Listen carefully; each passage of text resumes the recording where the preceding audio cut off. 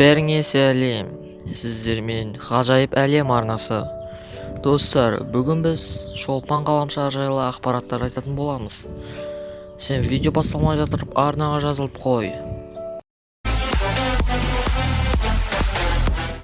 Шолпан, Венера. Күн жүйесіндегі күнге жақын екінші ғаламшар. Көлемі мен массасы жағынан жерге жуық болғандықтан, жер мен шолпанды егіз ғаламшарлар деп те атайды. Біраз зерттеулерге сәйкес, оның атмосферасы өмір сүруге мүлдем жарамсыз екені анықталған. Бұл ғаламшардағы бір жыл 234 тәулікке тең. Оны 1610 жылы Галилей ашқан. Шолпанды тұтасқан ақ бұлт қабаты қоршап жатқандықтан, бұл ғаламшардың табиғаты мен қозғалысын оптикалық бақылаулар арқылы анықтау қиындыққа келтірген. Венера, ежелгі Римнің сұлулық құдайы. Шолпанның серіктері жоқ. Ол жақтағы желдің жылдамдығы 725 км сағатына дейін барады.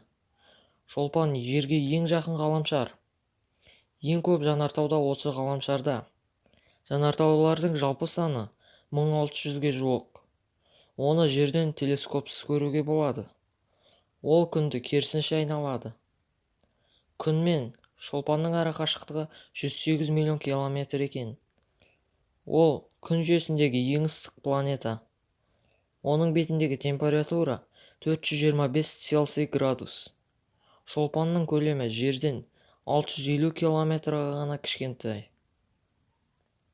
Достар, осымен видео аяқталды. Егер де видео ұнаған болса, лайк басып, арнаға жазыл. Келесіде тағы осындай пайдалы видеолар күтеді. Тағы да арнаға жазыл, лайк бас. Осымен аяқталды. Сау.